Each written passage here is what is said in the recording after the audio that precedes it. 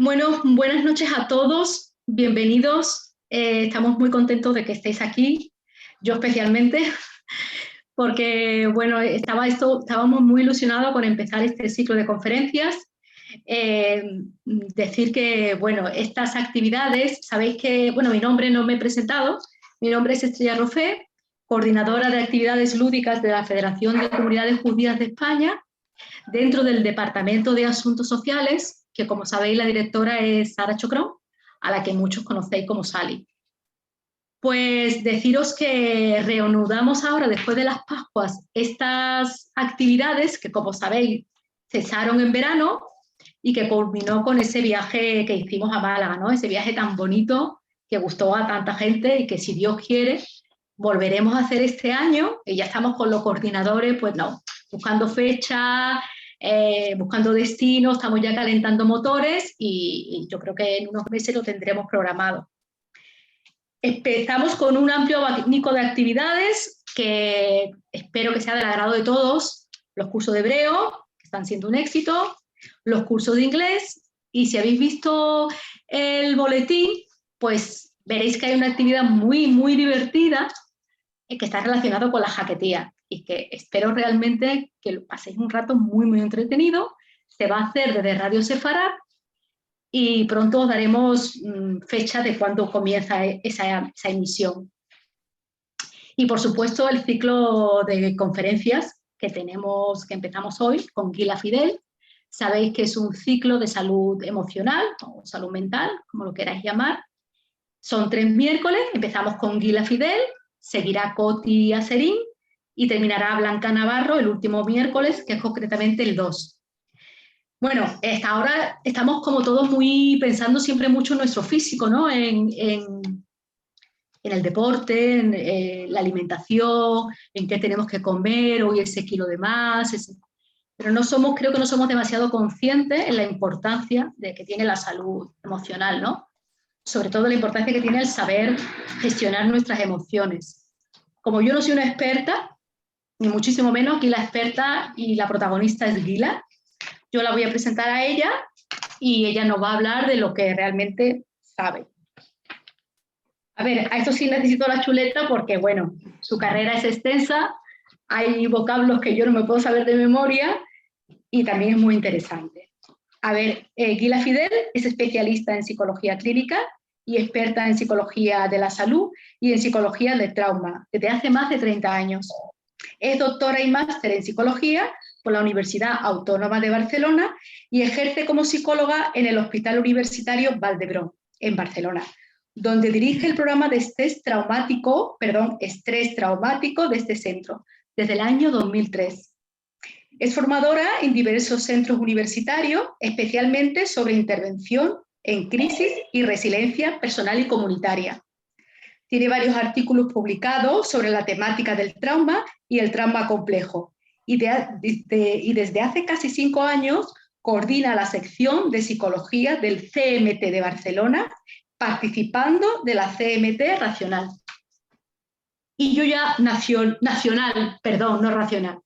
Yo ya me callo, pongo mi móvil, mi micrófono en silencio y la dejo a ella, que es la que sabe. Adelante, Gila, un lujo contar contigo. Pues muchísimas gracias, Estrella, y también a Sally y a todo el grupo que estáis organizando estas actividades muy interesantes y que justamente utilizando este tipo de estrategias que se hicieron tan masivas durante la crisis del COVID, ¿no? Ahora parece que estamos como más expertos, ¿no? Y podemos desde distintos puntos, ¿no? Hablábamos antes del inicio con las personas que se conectaron temprano, y darnos cuenta cómo esto nos facilita estar cerca, aunque sigamos físicamente lejos. Cuando Estrella y Sally nos propusieron, ¿no?, temas, dijimos, bueno, vamos a intentar que sea desde lo cotidiano, desde lo que nos pasa a todos como seres humanos, y hoy Estrella hablaba de la salud más física. Cierto que cuando vamos a hablar, y esta presentación no va a durar más allá en la parte mía de unos 30-32 minutos, porque quiero que también seáis vosotros quienes podáis dar vuestras preguntas, vuestro punto de vista, vuestra manera de entender este tema, que nos va a facilitar entre todos poder enriquecernos, ¿no?, de experiencias individuales o de reflexiones sobre un tema que es bastante universal. Lo más importante para mí es que en este momento vamos a centrarnos en lo que es esa palabra, crisis, en lo que cada uno de nosotros nos implica.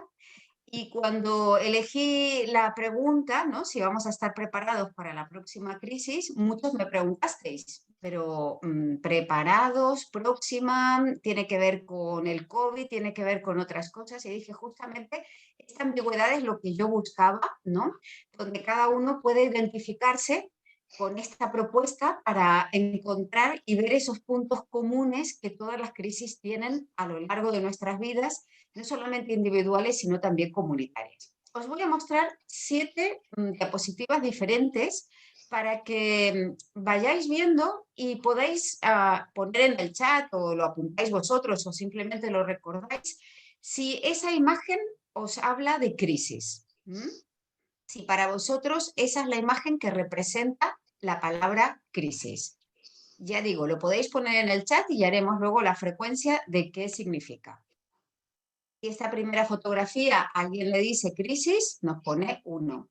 Pensar que va a haber 7, por lo tanto puede ser que más de una de las figuras que presente os parezca que os representa la palabra crisis.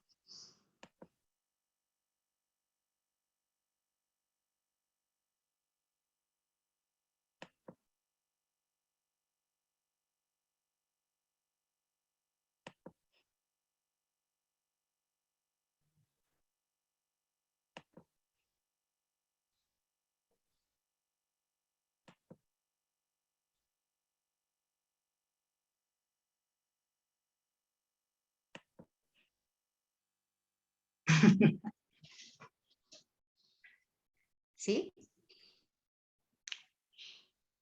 ¿Vuelvo para atrás o esas ideas ya las tenéis? Para alguien, la figura número 1 representa crisis. Voy para atrás.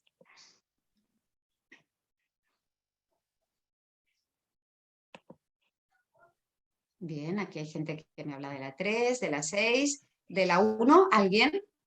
¿No? Seguimos. La 2, no sé si en el chat, Estrella, han salido más respuestas. Vamos a ver.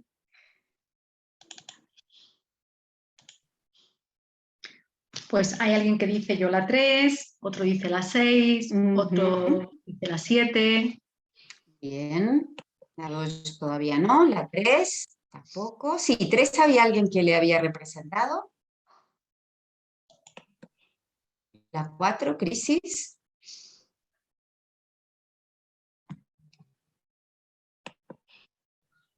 También la 3, tenemos 2 personas con la 3. La figura 5. Uy, sí. Tomas de decisiones también. Hay aquí muchas cosas. La figura 6, sí que había una persona. Y la figura 7 también veo, ¿no?, que hay personas que las han señalado. Muy bien. ¿Alguien se anima a comentar algo? A ver, ¿alguien se anima? Si les impactó algo de estas imágenes, si enseguida, porque hubo gente que respondió muy rápido, ¿no? La 6, la 3, la 7, ¿no? Si despertó en vosotros algún tipo de imagen, de asociación, de sensación, tanto somática, física, como una emoción, ¿no? Sorpresa, angustia, miedo, angustia, sensación como incertidumbre, de incertezas, como decimos. Pues lo que quieran comentar, que reactiven su audio. Si no, A ver. Seguimos porque va a haber tiempo para vale, ir. perdón. No pasa nada, Estrella. Es ir, que la gente vaya viendo que esto no es solo una clase magistral, sino que podemos ir compartiendo impresiones, porque hablábamos de que la crisis es una experiencia humana transversal y universal. Si vamos a buscar definiciones, veis que todas hablan un poco de esta unión, ¿no?, de una palabra que aparece varias veces, que es cambio. Crisis se asocia a la idea de cambio, habla de la idea de inestabilidad, de evolución. Habla también de una idea que puede ser de crisis como algo abrupto, ¿sí?, algo que aparece en las vidas y se incorpora de forma inesperada, tanto a nivel individual como colectivo. Habla también de situaciones inestables, peligrosas, de tono económico. Yo no he puesto crisis militar, he puesto otro tipo de crisis, de las que habéis también identificado vosotros, pandémicas, ahora que ya somos expertos en las pandemias, y medioambientales. Pero para mí lo más importante es que pensemos que a nivel de la experiencia humana, la crisis siempre se vive como amenaza. Nadie está contento cuando le llega una crisis. Si alguien está... Isaac, ¿ibas a decir algo? ¿Tienes la mano levantada? No te escuchamos. Ahora. Bueno, sí, cuando estabas preguntando el por qué habíamos cogido una u otra, Sí.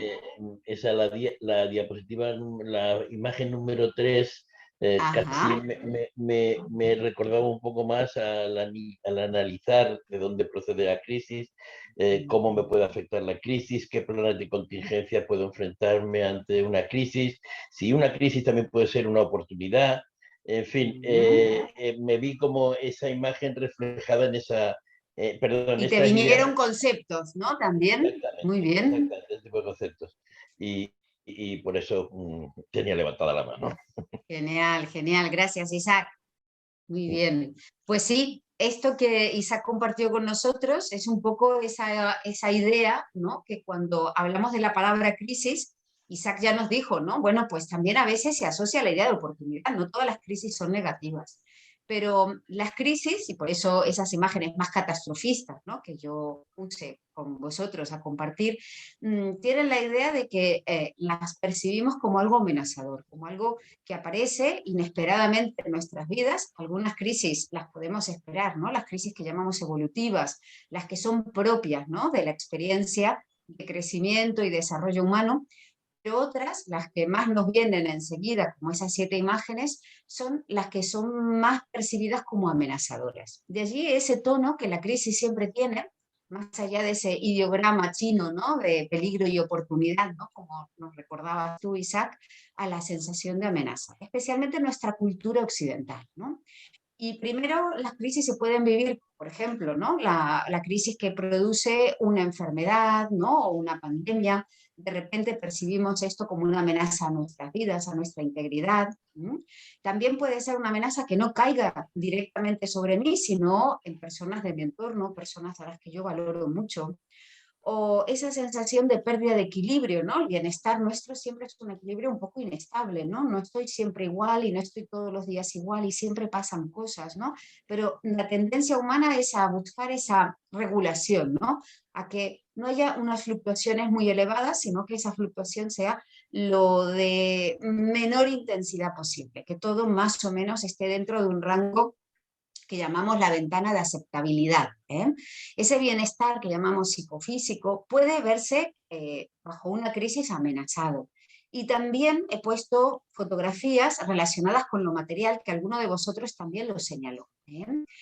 Y luego está la idea de creencias y valores, ¿no? Alguien señaló en la diapo 7 o la 3, como hiciste tú, Isaac, donde se juegan, ¿no?, este punto donde esas crisis, esa sensación o percepción de amenaza va a entrar, ¿no?, de lleno a aquello que sostiene mi percepción del mundo, nosotros lo llamamos principios básicos, ¿no?, de creencias y de apoyo. Ahora vamos a entrar en ello. Antes también quería marcar que muchas personas viven la idea de crisis como si fuera un conflicto. Y por eso en el ideograma chino tan famoso, ¿no?, que por un lado parece una oportunidad, pero por otro lado se vive como un peligro, las personas en el conflicto también, algunas tienen esa percepción, ¿no? Pero claramente hay una diferencia entre crisis y conflicto, y más de una, ¿no? Primero, porque el conflicto es la resolución de una situación concreta. Y en la crisis, como venimos introduciendo, entran en juego muchísimo más factores. También el conflicto puede estar larvado y en algún momento hacerse evidente, pero en la crisis, casi siempre cuando nos damos cuenta de la crisis es que ya se ha instalado. Ese desajuste es mucho más global en la crisis que en el conflicto. Puede producir cierta desorientación o cierta sensación de bloqueo el conflicto, pero en la crisis todos compartimos esa misma idea de desorientación, de caos, de malestar. Para resolver un conflicto tiene que haber una voluntad de resolver el conflicto. Y como siempre decimos, para que haya un conflicto, dos partes quieren que haya ese conflicto. En el caso de las crisis no es una cuestión de voluntad, simplemente se instala una situación compleja que requiere que yo tenga que activar esos elementos que llamamos recursos, esas maneras que yo ya he implementado, que he aprendido para resolver problemas, pero que a veces no son suficientes. Y tanto pueden ser recursos propios como recursos que vengan de lo externo, del mundo exterior o de mi mundo social. En el tema del conflicto, un conflicto se puede estancar o polarizarse y quedar una gran tensión, pero el problema de las crisis es que tienden a cronificarse si no son abordadas, si no buscamos una manera efectiva de darle cambio, y por sobre todo tenemos que tener claro que después de las crisis va a haber un cambio. Después de un conflicto puede haber un cambio o no, mientras que las crisis siempre nos van a introducir, como decían las definiciones más clásicas, hacia un cambio.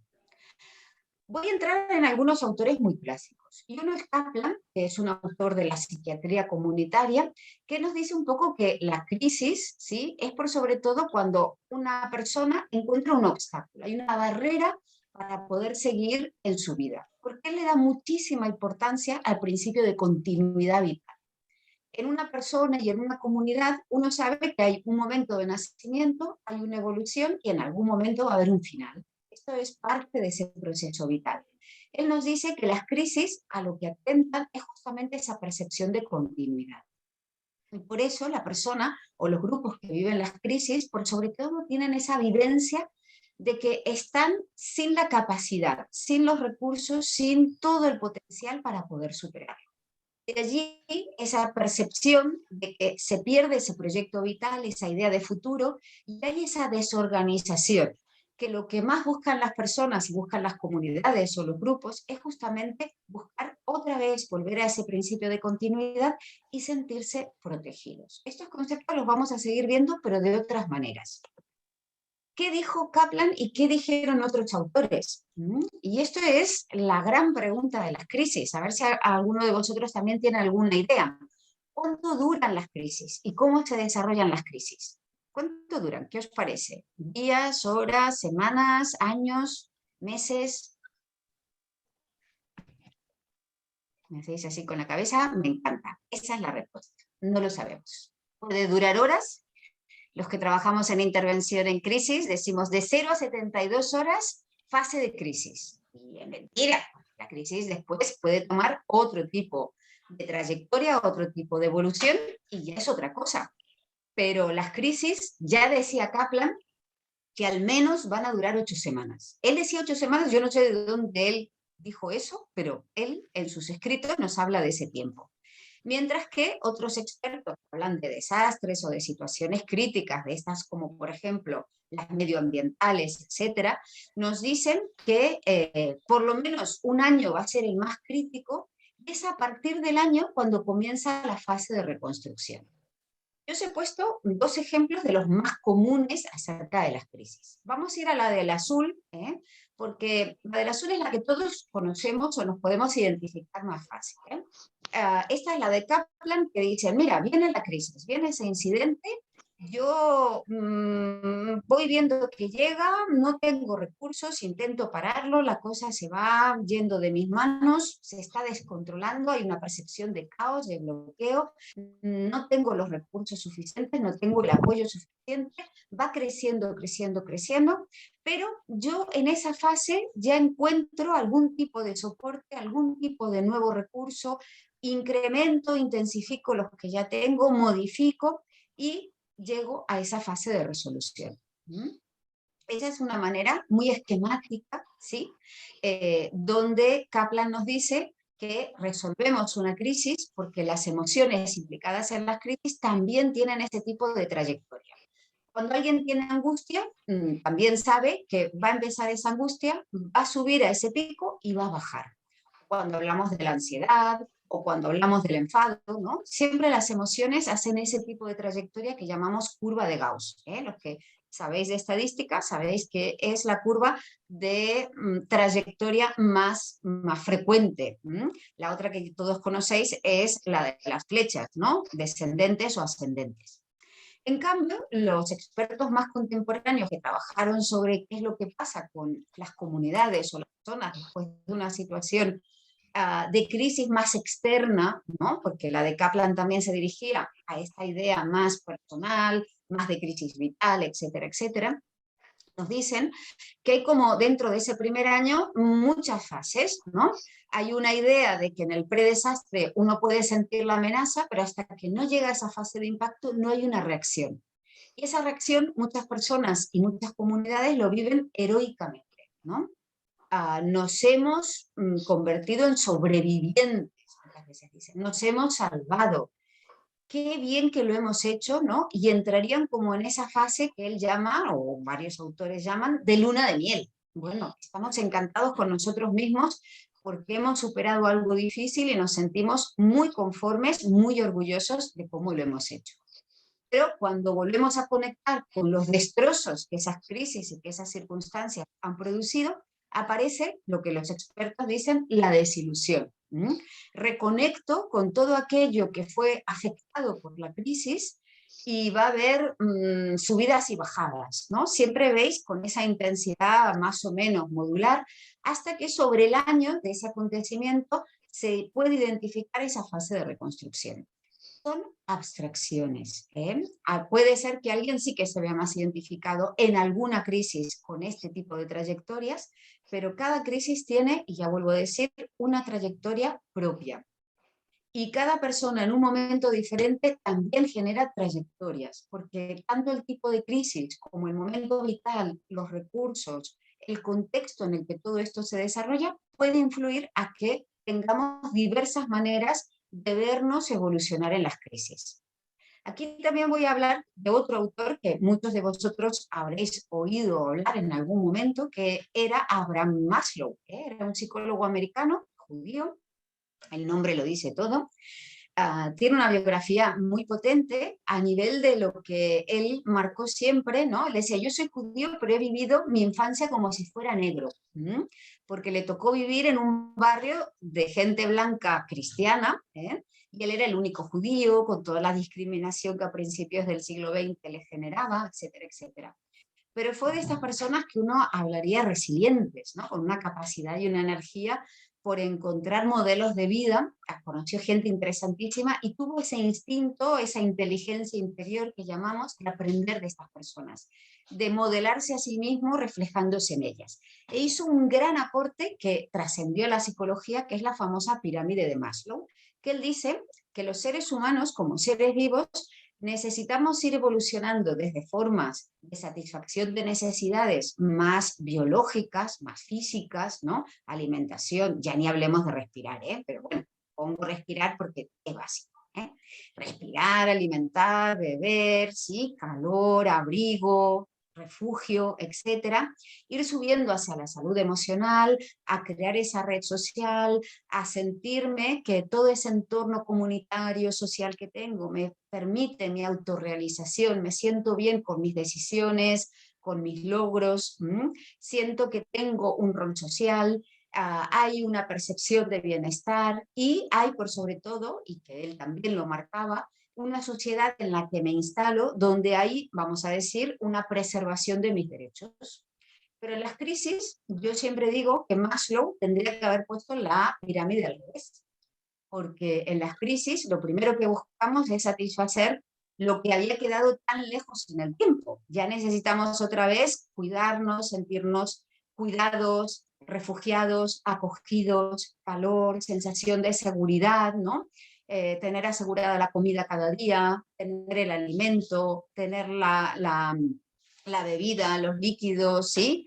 Después viene la seguridad emocional, después viene la seguridad afectiva, la autoestima, la realización, las necesidades, etcétera, etcétera. Por eso se me ha ocurrido que una manera que podamos entender cómo cuando vivimos una crisis, aquello que ya habíamos conseguido se nos desajusta, es como el mundo al revés. Que no significa que se quede siempre así, pero hay momentos de la crisis donde el modelo motivacional de Maslow, esa pirámide, se gira. Y ahí ya vamos entrando un poco en las soluciones. Una es, por sobre todo, que normalicemos o que entendamos que muchas de las crisis que hemos vivido o que nos va a tocar vivir o que estamos viviendo actualmente generan en nosotros una serie de reacciones, de pensamientos, de emociones, de reacciones también a nivel físico, a nivel conductual, a nivel somático, enfermedades, etc. Esas crisis, por sobre todo, las tenemos que considerar que despiertan ese tipo de respuestas, pero que son respuestas normales para una situación que no estamos acostumbrados a pasar. Y lo que primero vivimos, y por eso la necesidad de ese apoyo, de esa sensación de seguridad, es la percepción de amenaza, de la cual hablamos, la sensación de pérdida, de descontrol, de desamparo, esa sensación tanto emocional como cognitiva de embotamiento, como si estuviera yo bloqueada, ¿no? Tanto desde la capacidad de pensar o de poner atención, como de sentir. Una defensa que hacemos humana es no siento lo malo, pero también no pierdo lo bueno. Muchos sentimientos de culpa y autorreproches. Eso también caracteriza a la respuesta humana frente a las crisis. No he hecho lo que corresponde, o me lo merezco, o puedo buscar acusar a otros, culpabilizar a otros. Pero habitualmente vamos a encontrar también esos pensamientos de responsabilidad o de culpa. También puedo sentir que no tengo, ¿no?, toda la ayuda de los demás, o que no sé pedir esa ayuda. Siento que rechazo a los demás porque no me veo capacitada, ¿no?, para pedir esa ayuda, ya no confío tanto en esa ayuda. Y lo que también es muy nuclear de la percepción de crisis que tenemos las personas es que aquella seguridad, aquella idea de predictibilidad o de continuidad vital, como decía Kaplan, ya se ha roto. Lo que había sido básico en mi vida, lo que hacía que sostuviera mi proyecto, con esta crisis o con esas crisis se han roto. Ya no, el mundo y yo no seremos los mismos. ¿Y cómo lo sobreponemos? ¿Cómo pasamos de ese pedido de ayuda a sentirnos apoyados y a ir superando las crisis? Bueno, pongo un poco un recetario. Ya vamos entrando en fase final. Un recetario que, por sobre todo, el primer punto sería bajar el nivel de exigencia. Ya sé que somos personas muy competentes, que hemos sobrevivido otras crisis, somos personas que tenemos unas capacidades y unas habilidades muy buenas para ayudar a otras personas, para dirigir nuestra familia, para dirigir nuestras empresas, para cumplir en el trabajo, etcétera, etcétera. Pero en un momento de crisis, esa expectativa sobre mis capacidades hay que bajar. Hay que sentir que la crisis no se resuelve en un día, ni en una hora, ni como yo decía en las 72 horas iniciales. No, tenemos que bajar primero ese punto de autoexigencia. Después tenemos que valorar que esos esfuerzos que estamos haciendo son esfuerzos justamente, algunos de ensayo y error, a veces probar y ver si funciona, y a veces tener que buscar otros porque aquellos no fueron válidos, para ir buscando el mejor recurso para ese momento. Pero siempre valorando que me estoy esforzando por buscar resolver esta crisis y buscar los cambios necesarios. Hay que buscar compartir sentimientos, porque las emociones que no se trabajan y sentimientos es cuando está mediatizada la emoción con las cogniciones, con los pensamientos, aparecen muchas veces dentro de las somatizaciones, ¿no? Las personas en crisis suelen ir al médico porque tienen dolor de espalda, porque las cervicales, ¿no? Muchas veces los doctores o las doctoras no preguntan, ¿no? Pero está bien, a veces está muy estresada o estresado, ¿no? Pero no exploran más allá. La gran parte de esa somatización que aparece por las crisis nos cuesta mucho conectarla a ese momento de malestar y de sobreexigencia. La catastrofización es una palabra que usamos mucho cuando pasan situaciones muy extremas, porque nuestro pensamiento se pone como en una mirada en túnel y todo es desesperanza y todo es negritud. A eso le llamamos catastrofización, lo peor de lo peor. Y decimos, bueno, intenta no entrar en eso, intenta relativizar, intenta poner racionalidad en esa situación. Sí que es difícil, pero vamos a poner un sesgo en qué otras cosas están funcionando, qué cosas aún después, por ejemplo, ¿no? Ahora que hemos tenido como una pandemia tan destructiva o hemos tenido, ¿no?, situaciones de tsunamis, sequías, distintos, ¿no?, tipos de desastres naturales, qué cosas han sobrevivido, con qué cosas seguimos contando. Saber pedir ayuda. Sé que la doctora Navarro va a hablar de los momentos en que la ayuda profesional va a ser imprescindible. Pues ella nos va a ayudar a saber cuáles son esos momentos para que en los momentos de crisis la ayuda profesional sea una ayuda adecuada. Pero mientras tanto, también nosotros podemos saber que compartir, socializar ese pesar, esa percepción que tenemos del momento que estamos viviendo, cuando la compartimos, no solamente nos permite escucharnos a nosotros mismos, sino aprender a ponerle una distancia que resulta muy útil para comprender mejor esa situación, buscar con la ayuda de otras personas, a veces simplemente con que nos escuchen, y buscar esas alternativas de solución. Y por sobre todo, y volviendo a la famosa pirámide de Maslow, sentirnos más seguros y acompañados. Y de forma, vamos a decir, muy esquemática, pues tenemos que buscar que no sea la crisis percibida como algo externo lo que me controle, sino que sea yo la persona que pueda tener ese control mío interno para poder ir buscando las soluciones. Tengo que estar organizada física y emocionalmente, quiere decir, me tengo que plantear rutinas, organizar mi tiempo, mi búsqueda de recursos, etcétera, etcétera, para poder poner un orden en ese caos, ¿sí?, que se ha configurado por la crisis. Tengo que buscar maneras de funcionar utilizando mis recursos, y si tengo que utilizar nuevos recursos, pues saber cómo utilizarlos para solucionar estas situaciones que son inesperadas y algunas nuevas en mi vida, y por sobre todo contar con el apoyo social. Ya hemos visto que es uno de los predictores más importantes para la recuperación después de la crisis. Vamos a mirar 3 maestros y cerramos. A este lo conocéis todos, ¿no? El Víctor Frankl. Y si no, os convido a conocerlo.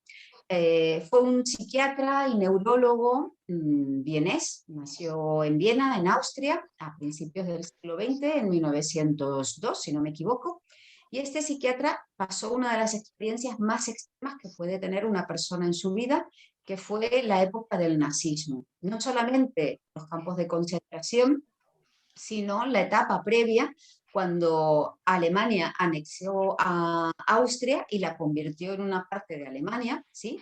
Y hizo todas las prohibiciones hacia los judíos. Él se dedicó a seguir cuidando a sus compañeros y amigos judíos y judías, porque era su manera de seguir aportando al mundo. Pero luego le tocó ser trasladado a Theresienstadt, ¿sí?, en República Checa, y de allí luego fue trasladado a Auschwitz. En ese momento del traslado él pierde contacto con su familia, y hacia el final de la guerra, donde él logra sobrevivir, se queda unos meses en Múnich, cerca de Berlín, para buscar información sobre su familia, y se da cuenta que habían muerto sus padres, sus hermanos, gran parte de la familia en 3.º y 4.º grado, y también su esposa. En ese momento no tenían hijos, todos ellos habían muerto, compañeros, ¿no? Y ese momento de desolación, ¿no?, con el que él se encuentra, marca un momento de crisis vital que a él le lleva a configurar uno de los modelos más citados, ¿no?, en el existencialismo, en lo que llamamos la logosofía, ¿no? Parte de su abordaje, ¿no?, como psiquiatra, fue configurar un tipo de intervención donde las personas, después de experiencias extremas en la vida, o de crisis vitales, o de crisis en general, pudiesen hacer una búsqueda de sentido para superarlas. Yo os he puesto aquí algunas frases de él, porque él es parte de ese modelo en el cual esas frases, ¿no?, que muchas veces cogemos, ¿no?, como uno diría como una muleta, como una ayuda, ¿no?, para los momentos difíciles, pues es lo que nos acompaña para superar esas circunstancias. Hay maestros más contemporáneos, aquí os he puesto a Stephen Hayes, algunos los conocerán, otros no, os convido a conocerlo. Es un psicólogo también americano, al igual que Maslow, pero de otra generación, donde él nos empieza a hablar de que lo más importante en las personas y en las terapias cuando están pasando situaciones complejas es mirar el contexto, no solamente la persona, porque cada persona también tiene una serie, vamos a decir, de elementos en su vida que no son solamente su persona, no solamente su ideología, vive en relación a otras personas. Las crisis hacen que haya un rompimiento, ¿sí?, de lo que es esa continuidad de la que nos hablaba Kaplan, y él dice tenemos que lograr flexibilidad. Y la flexibilidad es una palabra que se está imponiendo poco a poco en el mundo como una manera de hablar de la adaptación, pero es que es un poco más compleja que la adaptación y tiene que ver con la aceptación de la realidad, con ser flexibles frente al momento presente, con vivir en función de nuestros valores, con ejercer acciones de tipo comprometida y poner distancia de algunos problemas para poder hacer un análisis lo más equitativo posible. Yo os he puesto algunas otras frases, ¿no?, que vienen de este modelo que se llama modelo de tratamiento de aceptación y compromiso.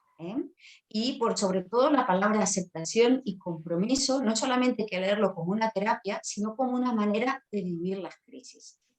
Después os he puesto unos libros para que tengáis idea de materiales que podáis consultar. Y finalizando tenemos otro maestro, que a veces no tiene que ser ni un psiquiatra ni un neurólogo, sino un artista. Y os he puesto dos artistas. Uno, que todos conocéis más, ¿no?, que es Leonard Cohen, ha fallecido también, ¿no?, pero bueno, le dieron el premio Nobel a Dylan, pero yo creo que se lo podríamos haber dado a Leonard Cohen también. Perfectamente. Yo Perfectamente. tendría en votarlo. Y hay una canción que tiene esta frase. ¿Cómo? No escuché. No. Estoy aquí. No, nada. Ya 30 segundos y está acabado todo esto. Esta frase de él, ¿no?, que todo tiene una grieta y así es por donde entra o cómo entra la luz, me hizo a mí pensar en esta imagen que veis allí. No sé si la podéis ver más ampliada, los que estéis usando ordenadores con super pantalla, o alguien se atreve a abrir ahí desde su móvil o desde su tablet. ¿Y qué veis en esa grieta? Bueno, es que es una grieta, bueno, es que no es una grieta amplia, ¿no? Tampoco. A ver, ahora os pongo, la grieta normal. ¡Ah! ¡Guau! ¡Qué hecho grieta, Esto cambia. Sí, esto cambia. Y nos vamos acercando. Mirar que había en la grieta. Uf. Pero es como mucho dolor o...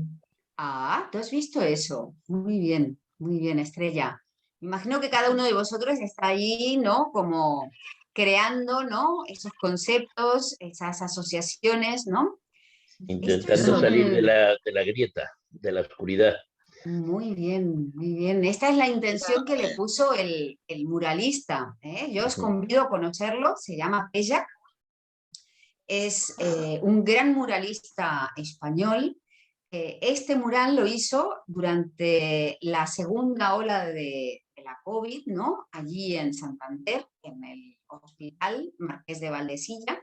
Es un hospital que le da mucha importancia al arte como un factor terapéutico. Todo el hospital parece más una galería de arte. Os convido a conocerlo, los que estáis más cerca, y si no, con asuntos sociales, en vez de irnos algún año al sur, nos vamos al norte y nos vamos a conocer la obra del Péllac.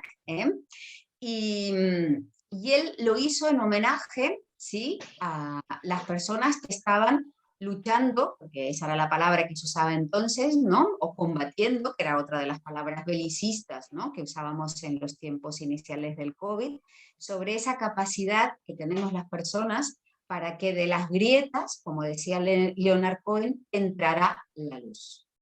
Estos son los libros que os propongo, ¿sí?, que también podéis hacer una foto a la imagen, ¿sí? Son algunos de los libros que pueden venir muy bien para los momentos difíciles, para tener alguna otra idea, ¿no?, de qué más me nutre. A mí el primero me gusta mucho porque es un libro divulgativo, pero con una persona que habla de sí, habla realmente de una experiencia vital, ¿no?, donde ha podido potenciar, al igual que Viktor Frankl, ¿no?, experiencias muy adversas. El Jon Kabat-Zinn, si habéis escuchado hablar del mindfulness, fue el creador del mindfulness, entonces yo os lo recomiendo, es un gran maestro. Y he puesto una mujer, porque a mí me gustan mucho cómo escriben muchas mujeres. Hago mi autocrítica de que los autores y maestras o maestros que he mencionado hoy van más en una línea de personas del género masculino, pero Mónica Grull, ella, que es una terapeuta alemana, ha escrito este libro que es preciosísimo. Son pequeñas propuestas muy creativas para ayudarnos a superar momentos difíciles. Y hasta aquí llegamos. Muchísimas gracias. Gracias a ti.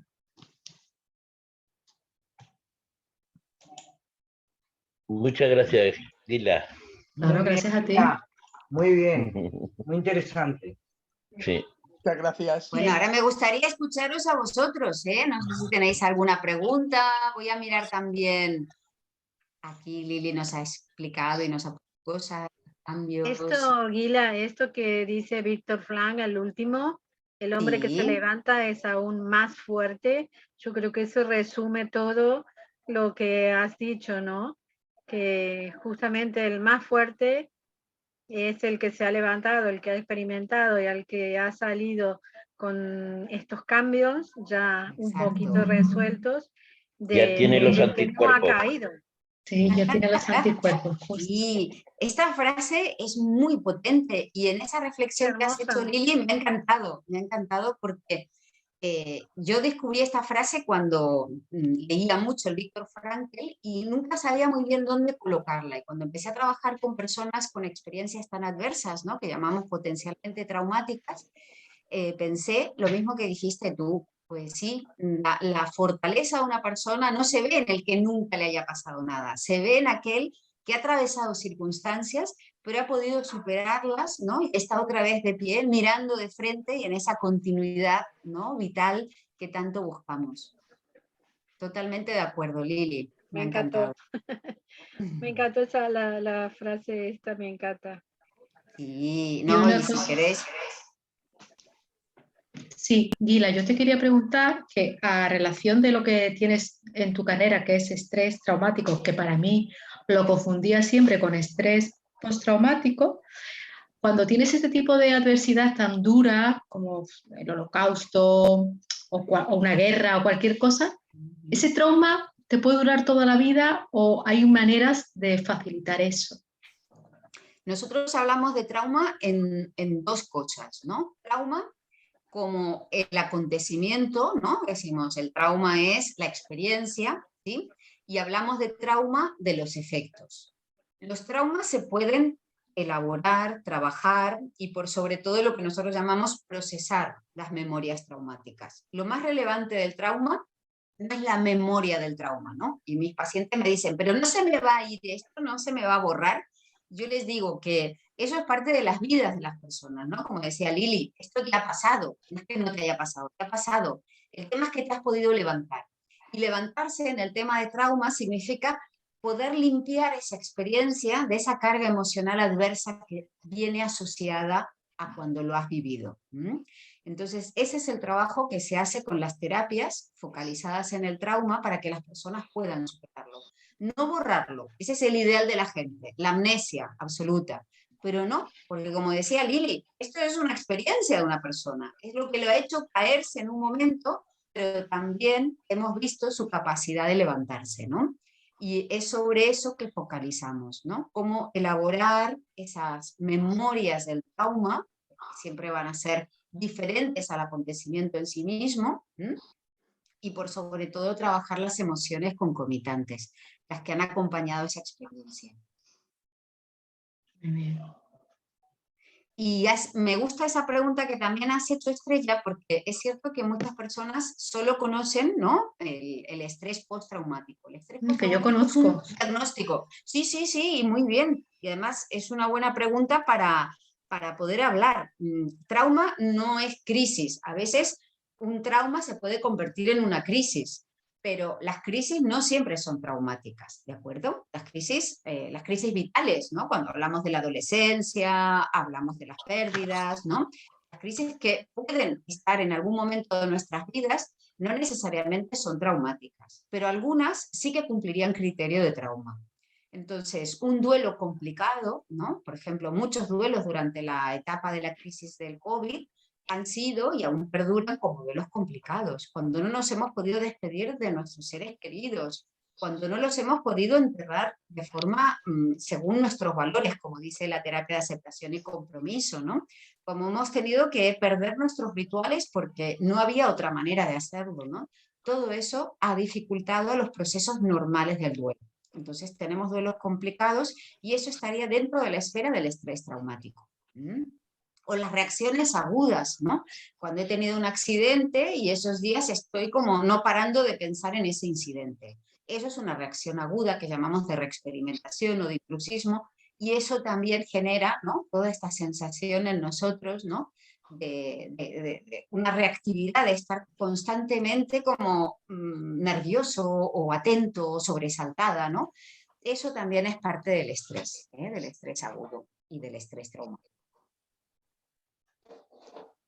Hola, Vale, entonces, Mila, una cosa, Sí, comparando así la crisis con un fenómeno habitual, ¿podría considerarse como una especie de niebla que te hace que se emborrone la conciencia de las cosas, la forma de percibir las cosas? exacto. Acuérdate que en una de las diapos que yo dije respuestas normales o lo que podemos encontrar con normalidad dentro de las respuestas, ¿no?, delante de la crisis, aparece eso que tú acabas de mencionar, la sensación de niebla que yo le llamé embotamiento, ¿no? Esa sensación de que, uy, la cabeza no me funciona, yo no encuentro las palabras, no encuentro cómo pensar con claridad. Y también los sentimientos, porque hay muchas personas que en ese momento están como bloqueadas, no pueden expresar nada, ¿no? Eso, como bien mencionas tú, Isaac, son reacciones esperables, son señales de crisis, ¿eh? Gracias. No, a ti tanto. ¿alguien más se anima a preguntarle a Aguilar? Yo creo también que muchas veces necesitamos o es positivo que uno toque fondo, ¿no? Ajá.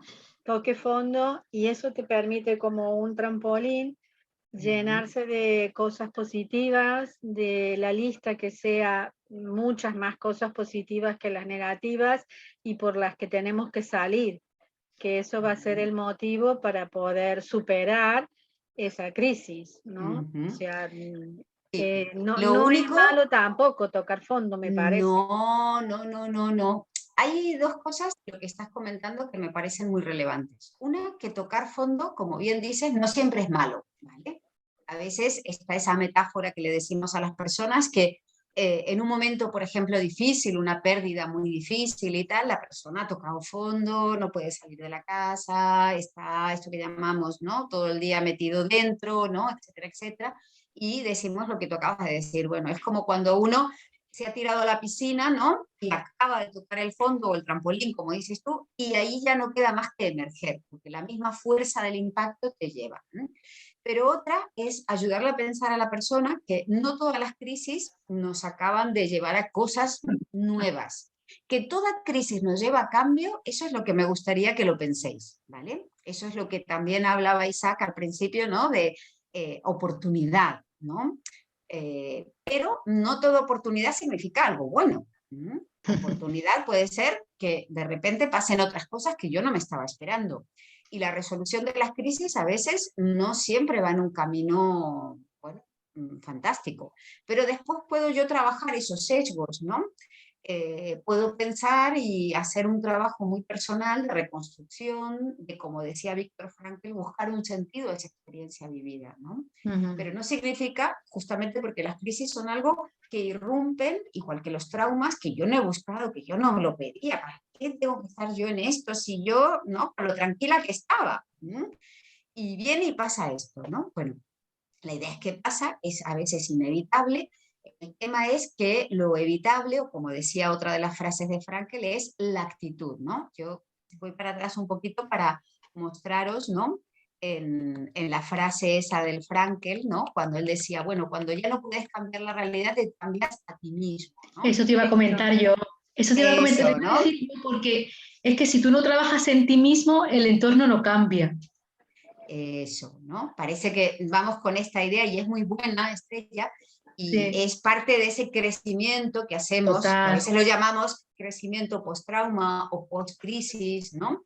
En el cual las personas, pero bueno, no podemos pensar que todas lo consiguen, pero que las personas buscan ese tipo de mensaje. Y nosotros tenemos realmente una suerte, entre comillas, suerte, porque a veces no la hemos buscado, de que tenemos una cultura dentro de un pueblo que ha vivido infinitas crisis, ¿no? Y yo digo que nuestro pueblo judío es un pueblo de resiliencia, porque ha demostrado en diversas ocasiones, ¿no? Plantear, ¿no? Maneras, ¿no? De sobreponerse. Pero también digo que nuestra historia, justamente cuando hablamos de la historia judía, siempre la referimos a memorias no traumáticas, hipertraumáticas. Yo siempre digo que hubo 3 etapas en la vida judía, en la cultura judía, que nos han marcado. La destrucción del templo, ¿no? Recordáis cuando vamos a los cementerios, recordáis cuando la gente se casa. No dejamos de hablar de aquello que pasó hace 2000 años, y más porque hubo un primer templo en el siglo VI a.C., que también fue destruido, ¿no? Nos acordamos y marcamos un hito en nuestro pueblo con una crisis, con una cuestión extrema.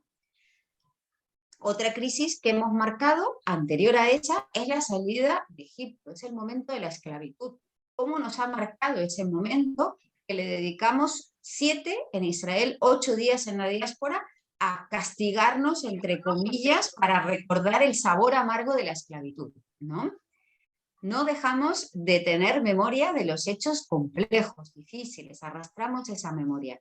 Y la tercera, para mí, es mi opinión, es la Shoah, ¿no? Ya sé que los judíos que no vivían en la Europa, ¿no? Piensan que es exclusivamente un problema de la judeidad europea. Yo digo que no, que es de la judeidad de todos, porque el gran objetivo de Hitler y de sus allegados, que incluso eran en muchos casos, ¿no? Líderes árabes, era llegar a conquistar todo el planeta y eliminar a todo el judaísmo del mundo. Ese era su gran proyecto, ¿no? Entonces, la Shoah, que es otra de nuestras memorias dramáticas, ¿no? Como pueblo, también señala, ¿no? Estos recordatorios, estos momentos de memoria, de transmisión, ¿no? Y tenemos una pedagogía del trauma, ¿no? Si ponemos a pensar entre todos, ¿no? Cuánto ha hecho el judaísmo por aportar a la superación del trauma cuando como pueblo y como cultura estamos marcados, ¿no? Por estas Totalmente. experiencias. Sí, sí, sí. Mira, Gila, ¿no? Perdón. Sí. Mira, mi nombre es Isaac. Hola, Isaac. Mira, me ha parecido muy gráfico la pirámide de Maslow y la pirámide después invertida. Como Sí. la pirámide normal, uno siempre va ambicionando desde la buena fe llegar no a lo más alto, sino simplemente a tener tu propio rol social. Simplemente, digamos, tener tu puesto en la sociedad y luego cuando estás pasando una etapa mala, digamos, de crisis, cómo te aferras a lo más básico. Cómo al final todo se invierte y te aferras simplemente se te quita las ganas de comer, estás muy preocupado y te aferras a lo básico y ya a las otras cosas que has ambicionado las ves súper lejos, como si nunca más vas a volver a lograrlo y vas a tener tu sitio en la sociedad. Eso, la verdad es que has puesto ahora mismo, esa comparación me parece muy acertada, la verdad. Muchas gracias por esta reflexión, Isaac, y además hacernos acordar de esto, ¿no? Que como seres humanos necesitamos desde esas cosas tan básicas, ¿no? Que nos ayudan a sobrevivir, ¿no? Desde lo biológico, ¿no? Y lo emocional, porque nos da seguridad, a, como dices tú, ir aspirando a llegar a esa cúlmine de la pirámide, cuando aquello, en momentos difíciles, vuelve a ser básico e imprescindible para la sobrevivencia, ¿no? Exacto, totalmente de acuerdo. Sí, sí, sí, sí, tal cual, tal cual. Muchas gracias, Isaac. De nada.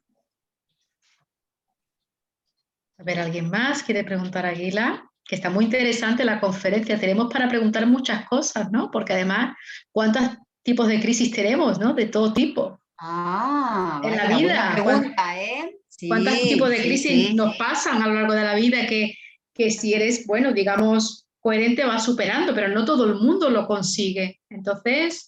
Ni son rápidas, muchas crisis, ni son rápidas. ya lo sabéis, exacto, ¿no? Esto es muy importante pensar que las crisis no siempre tienen la misma intensidad y por eso os puse, ¿no?, las gráficas aquellas, ¿no?, en curvas o en, ¿no?, en esa sinuosidad, ¿no?, de cómo marcan, pero pueden durar, ya os digo, nosotros siempre hacíamos las crisis 72 horas. Y dices, bueno, ¿cuál? ¿Qué dices? La gran mayoría, ¿no? Mucho y mucho más. Y mucho más. No sé si se os ocurre a vosotros, porque ahora estamos justamente en otra fase, ¿no?, a nivel social y a nivel mundial, ¿no?, en otras características relacionadas con la crisis. No sé si alguien lo ha asociado con los momentos de crisis actual, con alguna de las cuestiones que nos están pasando a nivel social, nacional, europeo, mundial. Por ejemplo, Guila, ¿a qué te refieres a nivel social? Sí, no sé si alguien quería hacer algún aporte, ¿no? Yo he puesto la diapo del COVID, ¿no? Y a nadie se le ocurrió, estamos haciendo como un velo, ¿no?, en el COVID, nadie quiere hablar mucho del COVID, ¿no?, y tal, ¿no? Pero, por ejemplo, gran parte de nosotros habla de antes de la COVID y después de la COVID. Tenemos saturación, Isaac, y tanto. Hemos hablado mucho, pero todavía no hemos superado la crisis, todavía no hemos superado la pandemia. Nadie ha dicho que estamos, ¿no?, con la pandemia acabada. Sí, la gente no, habla yo, de perdón, antes. yo creo que todo el mundo sabe y piensa y lo tiene dentro que hay un antes y un después del COVID. Exacto, Cali, tal cual. Es cierto. Nosotros hablamos antes de la COVID, después de la COVID. Parece antes de Jesucristo y después de Jesucristo. Y después de... Antes de Moisés, después de Moisés, ¿no?, como diríamos nosotros. Exactamente. Pues sí, tal cual, Cali. Es una realidad, pero que no está así. Para colmo se nos ha agravado con la crisis de Ucrania, pues ya se nos va a unir con la crisis económica, pues ya es social, física, salud, monetario, todo junto. La verdad es que demasiado fuertes somos que superamos todo esto. Yo no sé bueno, dónde todavía estamos en ello, Cali, ya veremos el año que viene. Exactamente, pero me ha gustado esta reflexión tuya. Hay quien lo llama la crisis de las 4C. La crisis climática, ¿no? Todos la estamos percibiendo, esta temporada veraniega que hemos vivido asfixiante, ¿no?, como un inicio de lo que llegará. Las 4C, una es la climática, la otra C, ¿cuál podrá ser? Crimea. ¿Cómo? Crimea, digo Crimea. Bueno, se parece, tiene que ver y tiene que ver con la sensación de conflicto Croacia. Internacional. Muy bien. La otra C puede ser claro, COVID. Pero tienes que decir la tercera C, muy bien, COVID. Y la cuarta C. ¿Cuántas llevamos? ¿Cuántas 3. has dicho? Has dicho COVID, has dicho climática. Sí, Isaac nos dijo el conflicto armado. ¿Verdad? Y la cuarta, que lo llaman también el conflicto de la seguridad internacional, porque claro, depende de cómo esto se vaya desarrollando, cualquier día nos despertamos todos en unas condiciones adversas. Sí. ¿Y la cuarta C, alguna idea? Bueno, Cali, no te vayas, que eres la que aquí se acuerda de algunos elementos. Por relacionarlo con la crisis una C. Con la crisis económica. Venga, vale, ¿y qué dirías? ¿Qué dirías? Me gusta esa. No, simplemente en tono jocoso. La crisis económica, la sed de contabilidad, que la contabilidad se nos va de las manos. Muy bien, la contabilidad y la comida.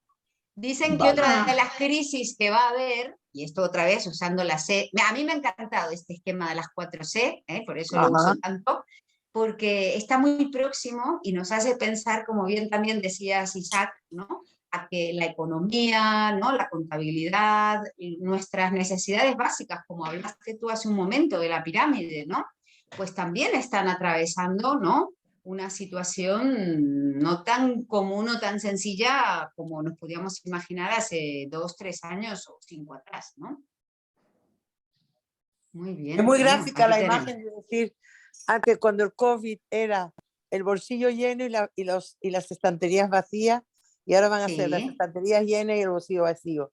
Por ejemplo. Era como muy gráfico eso y creo muy bien. Sí, que por desgracia sí, está sí, siendo así. Está siendo Pues duro, sí. sí. Sí, Está siendo duro. sí, sí. ¿Alguna otra idea? La posibilidad de la bomba atómica. Esa es la que tú dijiste antes. Esto lo dijiste tú, Hugo. Y Sí. está en relación a lo que dijo antes Isaac de Crimea, del conflicto armado, ¿no?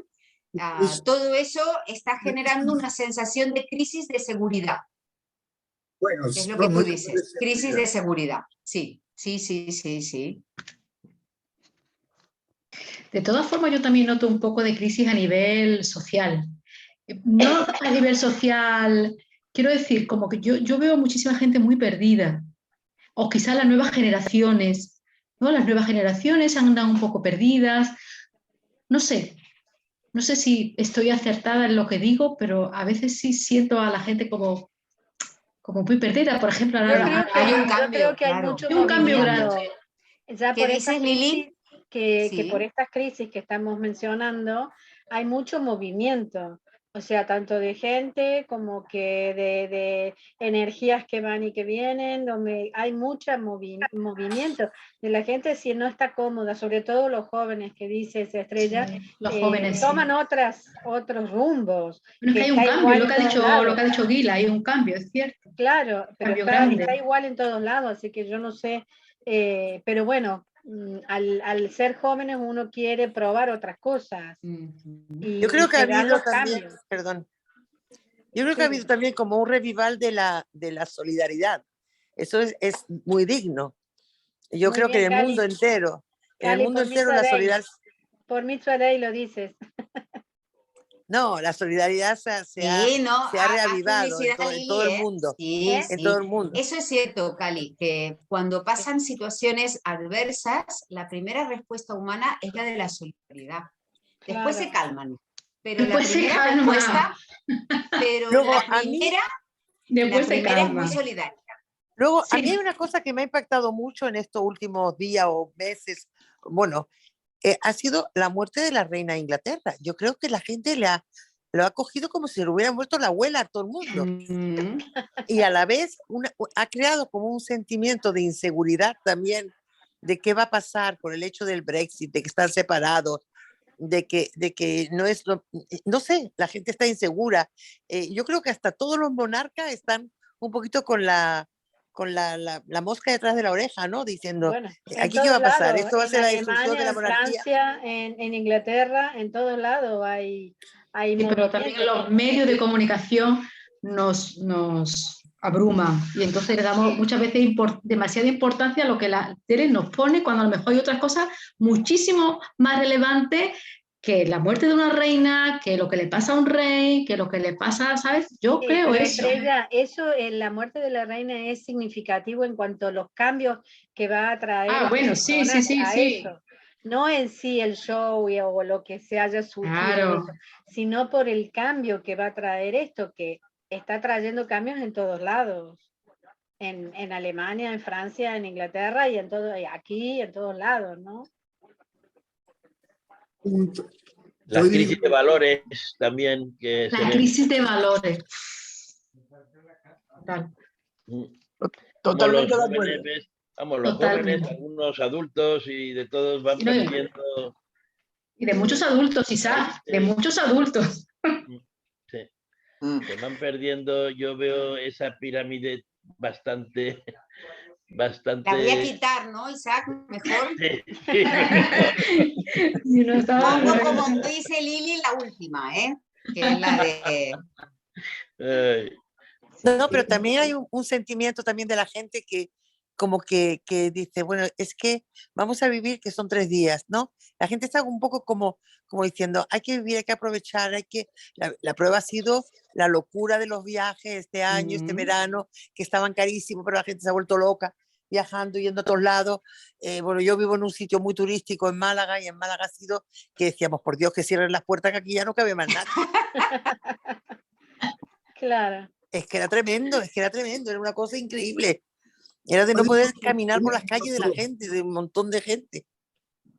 Sí, entonces yo creo que la gente está un poquillo es lo que digo, ha sido antes del COVID, después del COVID, y entonces hemos cambiado todo, el chip total. Sí, sí, sí. Pero lo que dice también Gila tiene razón, que al principio empieza toda la solidaridad, pero después es verdad que la gente se calma y no somos, a la larga después no, acabamos no siendo tan solidarios, ¿eh? Nos metemos otra vez en nuestro mundo y seguimos, creo yo. Bueno, pero lo que se hizo queda. Bueno, ya, claro. Claro, Sí, eso sí. claro. Comentar de que para mí el COVID ya no está con nosotros momentáneamente, pero la parte psicológica creo que una gran parte de la población mundial quedó afectada. Hugo, yo soy hermana de un neumólogo y mi hermano dice que el COVID está aquí. Sí. Y la prueba es que él, cuando hay más de 10 personas, se pone la mascarilla. Y si entra en una tienda, entra con mascarilla. Sí. Y él es neumólogo. Entonces... Y la Organización Mundial de la Salud todavía no ha declarado el cese o la finalización. ¿No? Nada. No puede, de hecho hay casos. Gracias a Dios. No, siguen habiendo, son muy pocos, pero sigue habiendo y el virus sigue circulando. De una manera diferente, con cepas diferentes, pero sigue circulando. Nosotros seguimos recomendando el uso de las mascarillas como hace tu hermano, en entornos donde hay varias personas, donde es más difícil la distancia interpersonal. En el medio de transporte la gente se ha relajado mucho, pero la necesidad de una mascarilla es imprescindible. Yo no sé, pero en Málaga siguen exigiéndote la mascarilla en los autobuses, ¿eh? En todas partes porque Sí, es una normativa nacional. Sí, sí, sí. El transporte público y en los hospitales. Me vais a disculpar, pero tengo que dejaros. Muy bien, Isaac. Muchas gracias y hasta la próxima. Hasta el miércoles que viene si quieres, ¿eh? Hasta el Exacto. miércoles que viene si quieres. Seguro. Hasta luego. Hasta luego. Hasta luego. A mí me hubiera encantado estar desde el principio, lo que pasa es que como tenía también la clase de inglés... Ya lo sabemos, Cali. Se está grabando y estamos se va a pasar. entre dos amores, ¿no? Sí. Pero se está grabando, no hay problema porque se va a pasar al resto de la gente que no lo ha podido ver. Perfecto, gracias. A vosotros, a todos, ¿eh? Pues siempre es un gusto oírte, de verdad, Gila, que me encanta siempre oírte, pero bueno, ya lo oiré ahora cuando ya me pase la grabación. Muchas gracias, buenas noches. Muchas gracias a ti también por los aportes, Cali. Besos. Adiós. Adiós. Adiós. Muchas gracias, Aguila. Muchas Terminamos gracias. entonces, Aguila. Terminamos. Vale. Terminamos y nos vemos miércoles que viene con Connie. Exacto. Os esperamos a todos, por favor, que va a ser igual de interesante que el de Aguila. Hasta pronto. Bien, ¿eh? Adiós. Gracias a todos los que habéis participado. Adiós. Hasta el miércoles que viene. Adeu.